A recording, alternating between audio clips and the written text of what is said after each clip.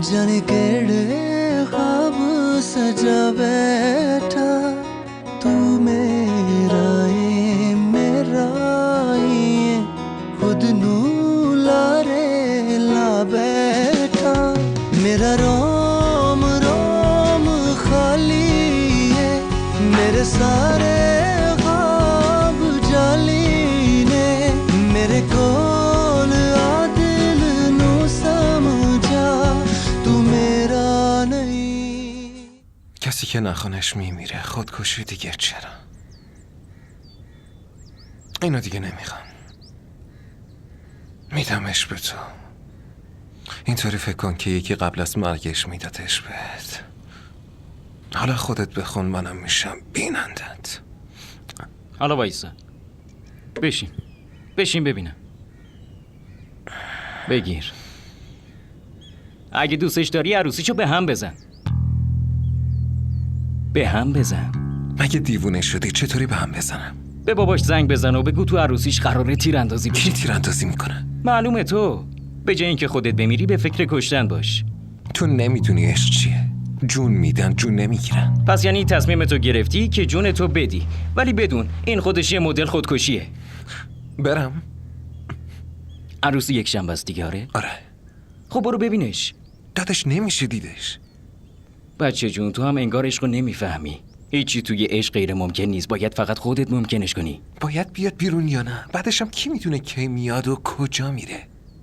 فرض کنیم که بیرون اومد و دیدمش بهش چی بگم؟ داداش بهش بگو ازدواج نکنه وگرنه زندگیش نابود میشه. ای بابا چطوری بگم آخه؟ اصلا میگه تو چی کارمی؟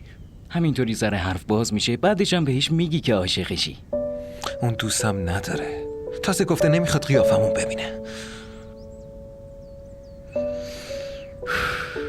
تو که میگفتی عشق با پای خودش میاد. حالا انگار طرفتم تو باغ نیست.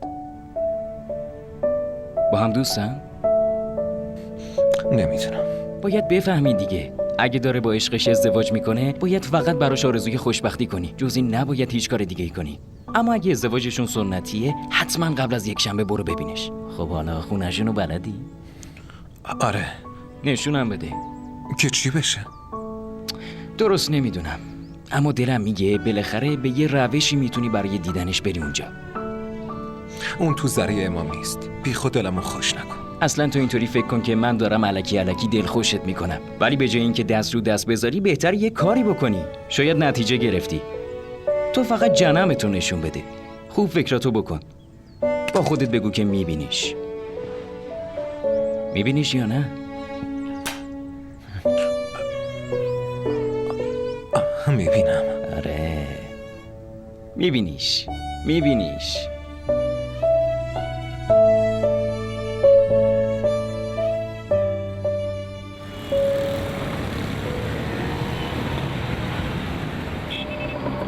از این طرف. خونه‌شونو نشونم بده.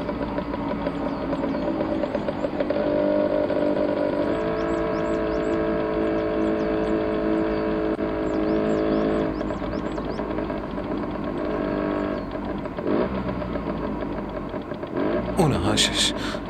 این در سیاهه؟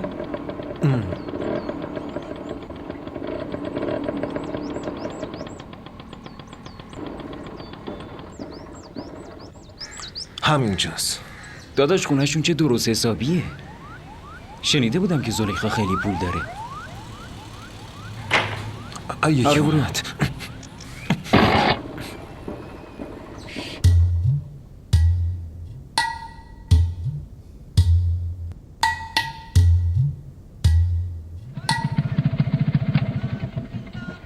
داداش اینجا کجاست؟ میگم. هان؟ اینجا چای خونه است. خیلی به خونه‌شون نزدیکه. خوش میگذره. میخوری؟ آره میخورم. 2 تا چای لطفا.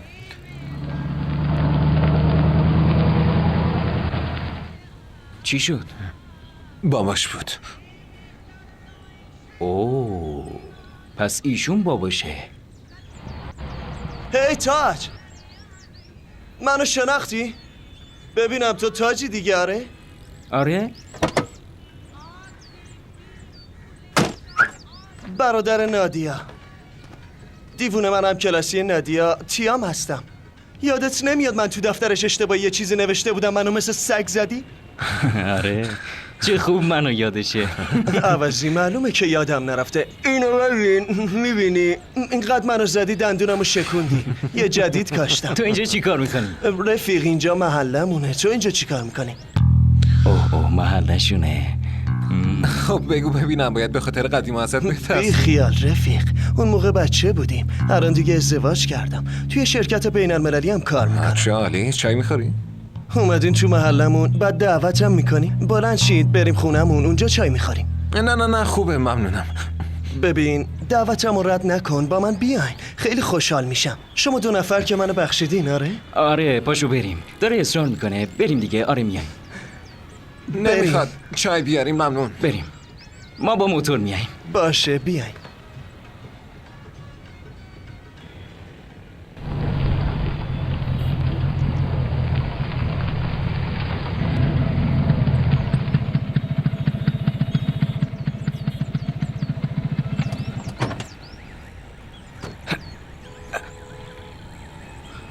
خونتون اینجاست؟ آره رفیق، اما مال خودم نیست. اجاره کردم. با عشقم ازدواج کردم و بابام از خونه بیرونم کرد. خب دیگه اومدیم اینجا.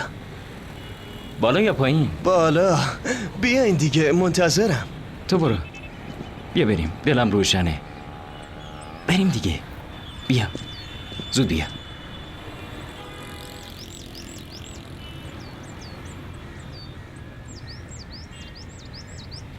تهدید به متارکه کردم. بهش گفتم روزی که عمران مقیس پاشو تو این خونه بذاره همون روز من از اینجا میرم.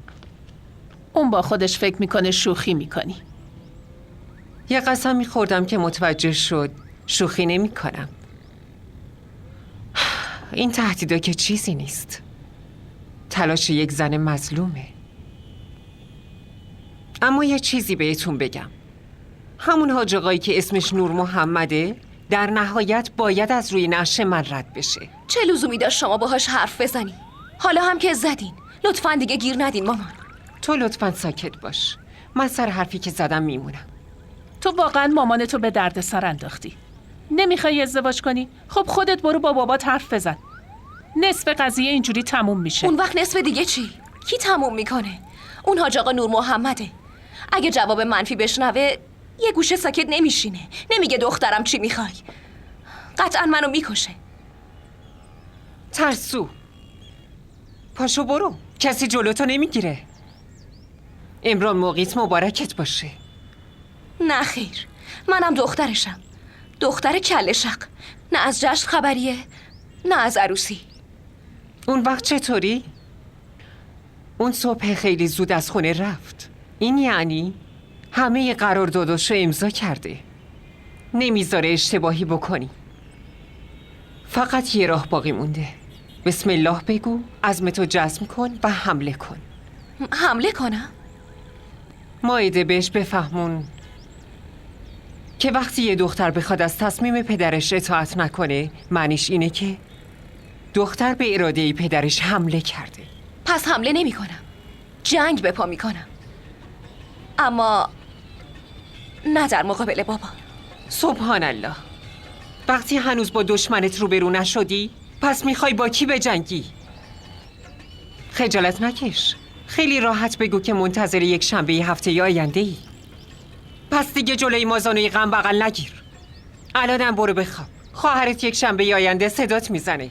میگه زلیخا نور محمد پاشو و عمران مقیس اومده ببرتت.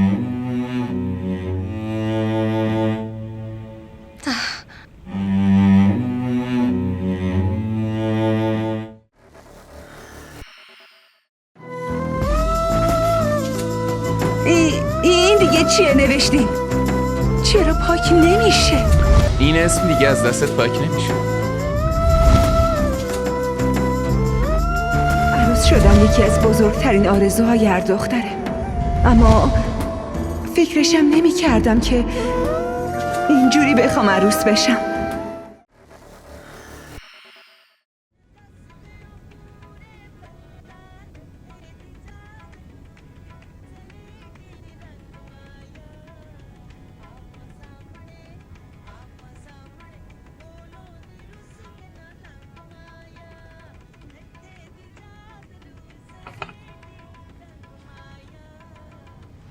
بشینید.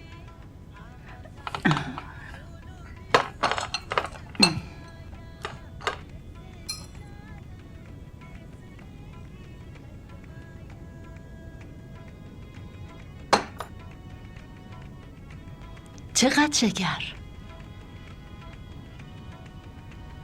یادتون رفته؟ 20 سال پیش که یه قاشق میخوردید. تغییری نکردم. هنوزم یه قاشق میخورم. نه، تغییر که کردین. همش دارین از خواهر حرف میزنین، اما حال منو نمیپرسین. نه آخه خواهر بهم گفته بود که منتظرم میمونه. به همین خاطر منم تا جایی که تونستم خودمو با عجله رسوندم. توی خونه هیچ کس نیست؟ خوشحال نشدین؟ خوشحال که چرا شدم. اما اگه یکی بیاد؟ یعنی چی؟ یعنی شما خواهر رو میشناسید. یه چیز کوچیک و خیلی بزرگ میکنه. اگه یکی بیاد. بازم نگرانی؟ تو خونه ای که یه دختر مجرد داره احتمال این که از اون حرفا باشه هم زیاده. من که گفتم شما خیلی عوض شدین. دیگه مثل قدیما شوخ طبع و شیطون نیستین. یادم قبلنا خیلی حرفای بامزه میزدین. بعضی وقتا میگفتین چه خوشگل شدی. بعضی وقتا هم از کنارم رد میشدین و میگفتین بریم پشت بوم. یادتونه که تو عروسی خواهر زهره چه آتیشی سوزوندین؟ شما آتیش سوزوندین؟ دودشم رفت تو چش عاطفه. اونم جلوی همه مردم شروع کرد به فحش دادن به من. توبه توبه. وای خدا، به شوهرش فحش داد؟ چی بگم والا، باید صبر داشت. وقتی یه تصمیم اشتباه میگیری باید تاوان مجازاتشم بدی. خواهر همیشه میگن که شما دوتا به هم نمیاین. نور محمد ما کجا؟ اون آتیش پاره کجا؟ آتیش پاره؟ اکثرا به عاطفه خانم میگفتن آتیش پاره. آدم به حرف بزرگا رو بعداً متوجه میشه. اون موقع عاطفه دلمو برده بود. خیلی خوب، چاییتونو بخورین. این سمبوسم دیگه خیلی سرد شده. خواهر بهم گفته بود که حسابی مراقبتون باشم. شما الان به خاطر حرفی که خواهر زده مراقب منید؟ دیدین؟ دوباره دارین شیطون میشین. شما بفرما. اول شما. بریم.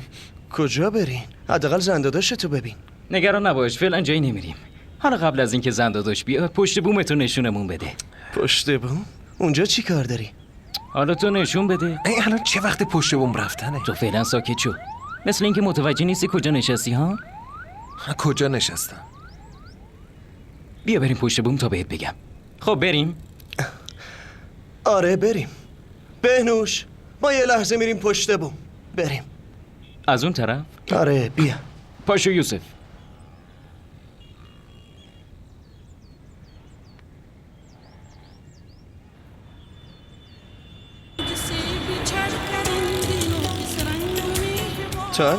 تاج از اینجا بیا کنار رفیق. چرا؟ چون اونا آدمای حساسی هن. نزدیک دیوارشون بشی بعد جوری قاطی میکنن. واقعا؟ آره. حالا به یوسف بگو پشت بوم بغلی مال کیه؟ منظورت چیه؟ ای بابا، همین همسایتون که قاطی میکنه دیگه. حاج آقا نور محمد. آهان، حالا فهمیدی این پشت بوم حاج آقا نور محمده. خوب نگاه کن. ما را در شبکه‌های اجتماعی دنبال کنید. سلام علیکم. علیک سلام. چطوری نادیا؟ یوسف کجاست؟ رفت خونه‌شون؟ آره، رفت خونه‌شون. امشبم میره تو کام مرگ. شب دزدکی میره که باهاش حرف بزنه. یعنی چی؟ کجا میره؟ زلیخا رو ببینه. چطوری؟ کجا همو میبینن؟ تو میدونی خونه بغلی زلیخا کی میشینه؟ تیام. تیام کیه؟ هم کلاسیت بود دیگه. همونی که تو دفترت نوشته بود I love you. زلیخا همسایه‌شون میشه. عوضی ازدواجم کرده. کارمند یه شرکته. این خوبه، اما چطوری همو میبینن؟ حالا برای چی گفتی میخواد بره تو کام مرگ؟ خب معلومه دیگه. وقتی قراره از پشت بوم تیام بپره رو پشت بوم زلیخا در اتاقشو بزنه، خب این یعنی رفته تو کام مرگ دیگه. اگه باباش بفهمه انشالله با تیر میزنتش. تو دیگه چه جور دوستی هستی؟ داری تو این کار احمقانه و دیوونگی کمکش میکنی؟ اگه واقعا کشتش چی؟ 90% ممکنه که بکشتش. اما اگه یک شنبه زلیخا ازدواج کنه، اون وقت 100% میمیره. دیگه هیچ امیدی نیست. خب بهش بفهمون، جلوشو بگیر. اگه دختر دوستش نداره، خب نداره. میتونه بره رو پشت بومش، میتونه در اتاقشو بزنه، اما نمیتونه بره تو قلبش. تو اینجور عشقا فهموندن یه چیزایی مشکله. اگه کمکش نکنم فکر میکنه من دوستش نیستم. اگه چیزیش بشه چی؟ دیگه برای این جوابی ندارم. تو هم نمیخواد الکی قصه بخوری. اون همین که فهمید قرار زلیخا رو ببینه خوشحاله. الان بیشتر از مرگ منتظر دیدار اونه. برای همینه که جون ایلیا میگه وقتی که عشق نیست انا لله و انا الیه راجعون. غذا بیار. این تموم شه.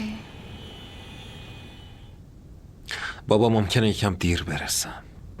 خب چقدر؟ بابا من نمیدونم که چقدر دیر میشه. ممکنه 1.5 ساعت یا صبح باشه. چیزی هم خوردی؟ نه بابا میخورم. الان تاجری یه چیزی آورد بخوریم. خیلی خوب، مراقب خودت باش. چشم. خداحافظ. بریم غذا. نه داداش، گشنم نیست. اگه گشنت نیست چرا به بابا دروغ میگی؟ من که دروغ نمیگم. فقط گشنم نیست. نگفتم که نمیخورم. میترسی؟ خیلی. پس نرو. اگه باباش بفهمه معلوم نیست چی بشه. از باباش نمیترسم. از این میترسم که نکنه در رو اشتباهی بزنم. اون وقت دیدار میره به قیامت.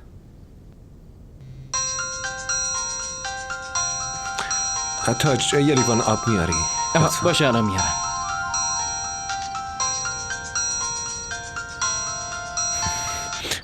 مگه دیوونه شدی؟ چی کار میکنی؟ تاج کنارمه. داری میری خونهش؟ آره. از پشت بوم تیام؟ آره. اتاقش همون بالاست. از بالا که بیای پایین میری چپ، تو راه رو اولین اتاق مال اونه.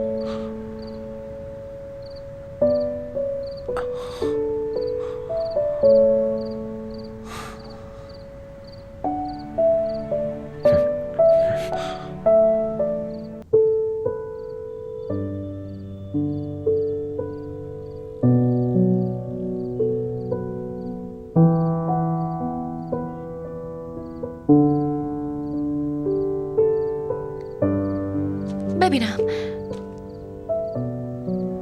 تو شماره عمران مقیسو نداری؟ باید پایین باشه. بیارش. میخوای بهش زنگ بزنی؟ آره. یعنی میخوای باهاش سر حرف رو باز کنی؟ لطفاً زلیخا، میدونی داری چی کار میکنی؟ آره؟ میخوام عمران مقیسو ببینم. چی؟ ببینم درست دارم میشنوم؟ گفتم که من میخوام عمران مقیسو ببینم. به به، پس یعنی تو تصمیم گرفتی که به مامان حمله کنی؟ یکم حواستو جمع کن. حمله کجا و نابودی کجا؟ خب چجوری میبینیش؟ چطور میری؟ یا کی تو رو میبرتت؟ اول زمان و مکان ملاقاتو مشخص میکنم، بعد برای رفتن یه کاری میکنم. هایده. کاریو که میگم بکن. واقعا اصلا وقت ندارم.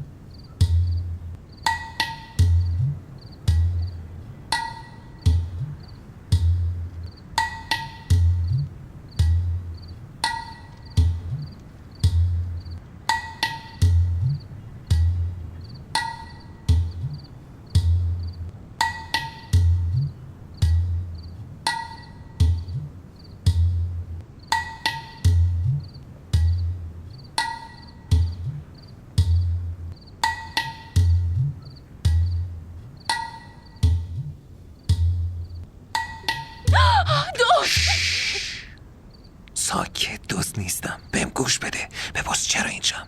بعدش برو به پدرت بگو که دزد اومده. منم میپذیرم. دستتو بکش. بگو ببینم برای چی اومدی اینجا. نه دزد نیست. این همون پسره تو قطاره. یوسف. حالا بگو چطوری تا اینجا اومدی؟ اصلا از چه راهی اومدی؟ اون راهی که من اومدم الان دیگه به خاطر تو خیلی ترافیک شد. ساکت شو. اما از اینجا زنده بیرون نمیری. قسم میخورم برای زنده برگشتن نیومدم. حرفامو گوش کن و هر چی که تو بگی. اصلا منو بکش. خونم برات حلاله. به خاطر ازدواجت از جونم دست کشیدم. حرفتو بزن. اینجا بشین. وایسا. باید حرفتو ایستاده بگی. بشین دیگه لطفاً. یه دقیقه لطفاً بشین. بشین دیگه. ببین بیچاره چی میگه. فقط یه دقیقه وقت داری. بگو.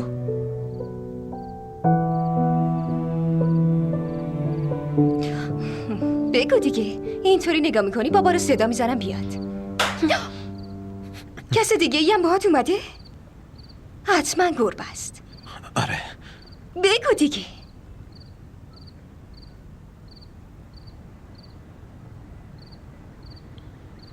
یک شنبه دیگه عروسیته. آره. این عروسی کنسله. اگه عشق من واقعیه یک شنبه عروسیت برگزار نمیشه. حرف از عشق و عاشقی شد. میخوای من برم براتون چای بریزم؟ برو. از اینجا برو بیرون.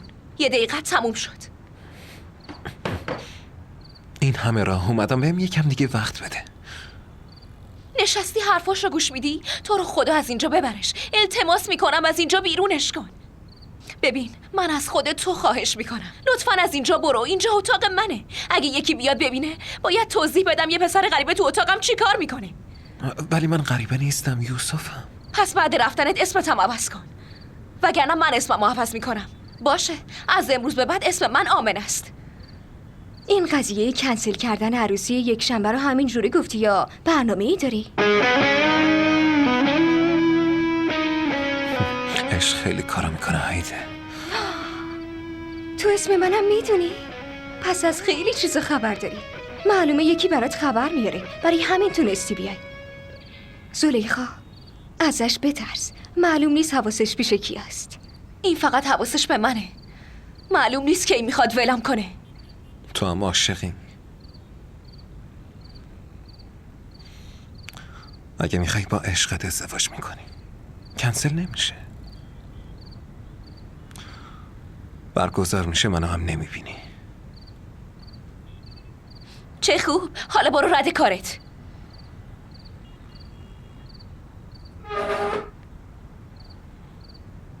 این شمارمه. یه لحظه. نمیگم زنگ بزن. یه چند روزی نگهش دار. عروسیت که شد بندازش دور باشه.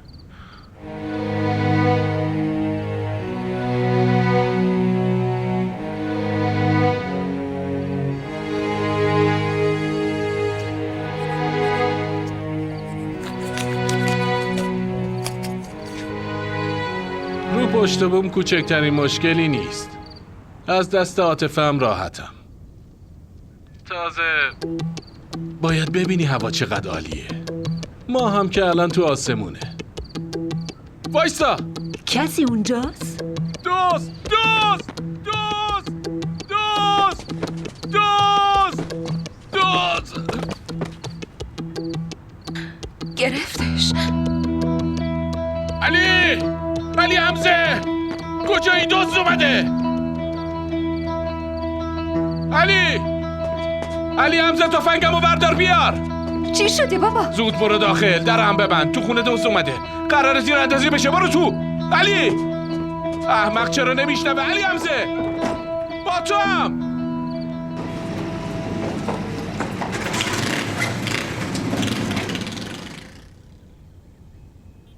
یکی نبود، 2 تا بودن. 2 تا! یکی سمت همسایه بود، یکی سمت ما. اونی که این ور بود پرید رفت رو اون پشت بوم. ببینم صدای موتور شنیدی؟ اون بی‌شرفا دیگه فرار کردن. تفنگو بردار و برو رو پشت بوم. صبر کن. اونا که فرار کردن چرا بره؟ شما اون بالا چی کار میکردی؟ خب من دنبالشون بودم. انقدر دنبالشون کردم تا رفتن بالا. تو هم برو همسایه ها رو بیدار کن. بگو خونمون دوست اومده. به پلیس زنگ بزن. آقا نور محمد، دزد دیگه رفته.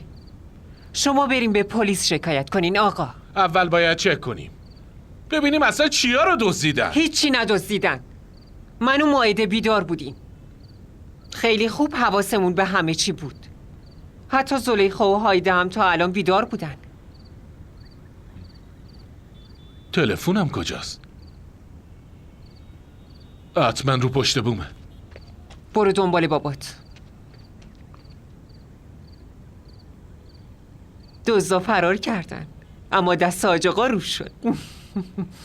ساعت 1 شب با موبایلش رفته روی پشت بوم. الان که پلیس بیاد میپرسم اول ببینید ایشون داشته با کی حرف میزده. کی این تفنگو بهت داده؟ حمید داد. بذارش رو میز. تو این اوضاع یه دفعه خودتو نکشی. ما را در شبکه‌های اجتماعی دنبال کنید. داری به چی فکر میکنی؟ تو بهترین کارو کردی. تازه از قدیم دینی بهشون داری. امروز یه فرصتی شد. به نظرم ناراحت نباش. حالا مگه حاج آقا چه کار میتونه بکنه؟ آخه کی به حاج آقا فکر میکنه بهنوش؟ من که ازش ترسی ندارم. فقط دارم به این فکر میکنم که حالا چرا اون عاشق دختر حاج آقا نور محمد شده؟ چرا عاشق اون نشده؟ عاشق کی؟ همون نادیا دیگه. نادیا دیگه کیه؟ خواهر کوچیکه تاج.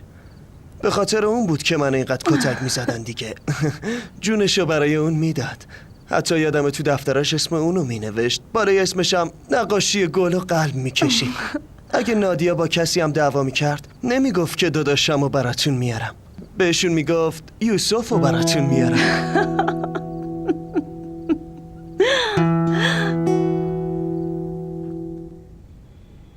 نادیا غذا رو زود بیار، خیلی گشنمه.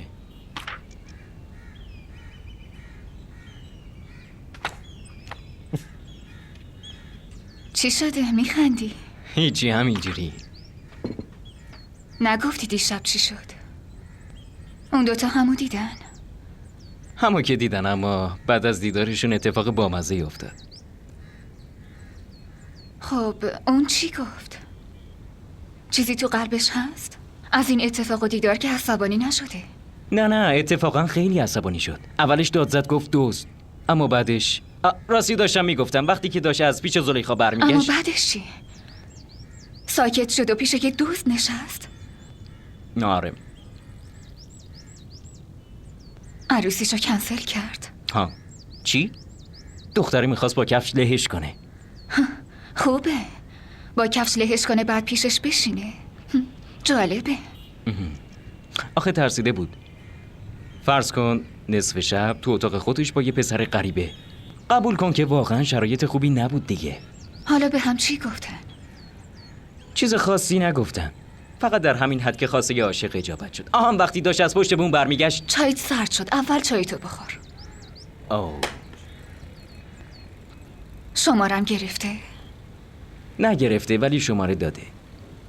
دادن و گرفتن یکیه. پس که اینطور همه ی حرفایی که میزد و یادش رفته.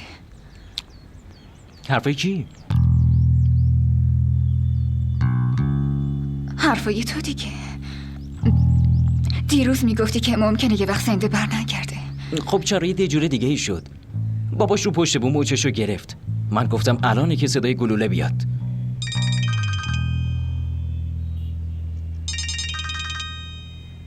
موبایلت زنگ میزنه؟ نه موبایلم پیش خودمه.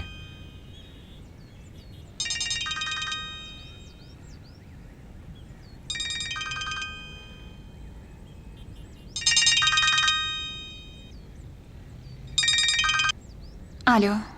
ممنونم ندیا. تشکر برای چی؟ برای اینکه آدرس اتاقشو بهم دادی. اینجوری مشکلی پیش نیومد. از پشت بوم یه راست رفتم اتاقش. میدونم. نه میتونی بگردی نه بلدی که بگردی.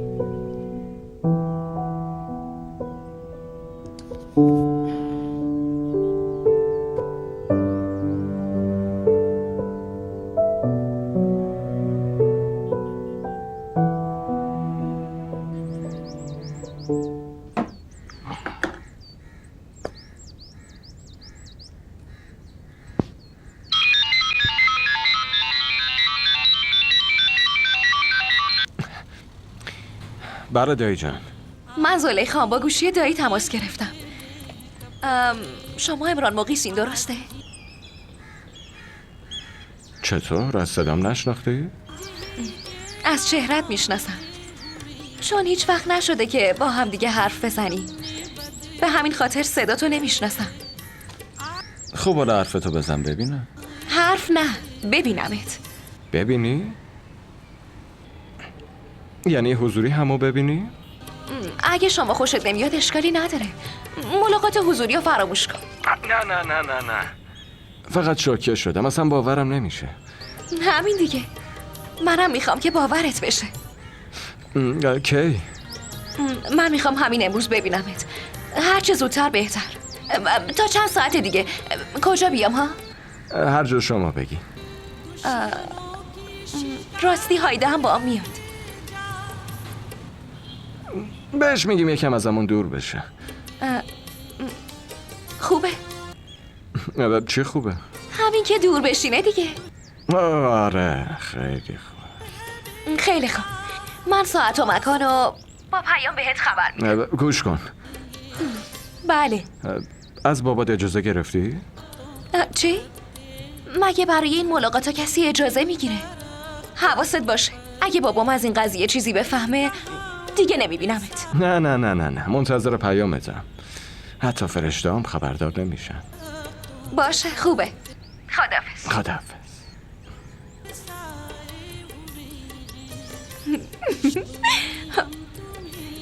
آماده شو. باید زود بریم. زود باش آماده شو دیگه.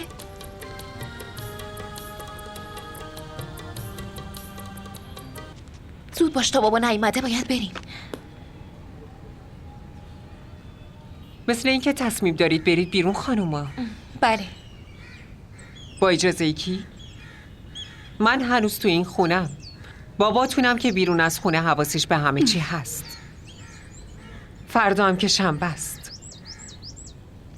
آخرین شنبه قبل از قیامت. بذارید بریم مامان. این به نفعتونه. به نفع من؟ پس بگو به ضرر باباته. خیلی به ضررشه. پس یکم صبر کن. بذار به بابات اطلاع بدم. بعدش برو. نگران نباش. خبرای خیلی خوبی تو راهه. بالاخره بابا داره شکست میخوره.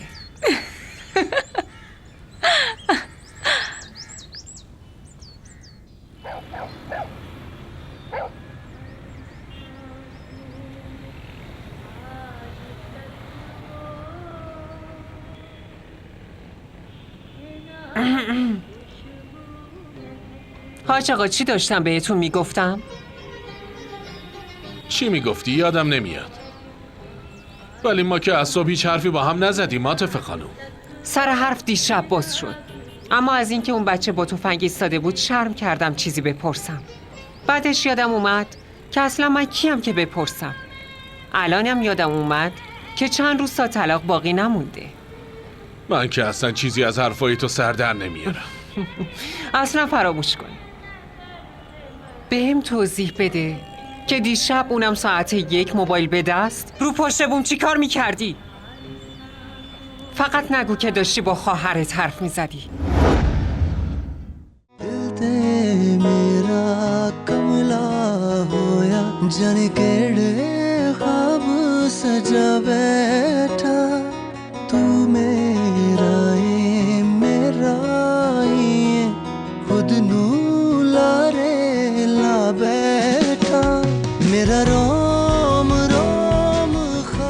DDTV ارائه کننده بزرگترین سریال های درامای ترکی، کره‌ای، پاکستانی دوبله شده به فارسی می باشد.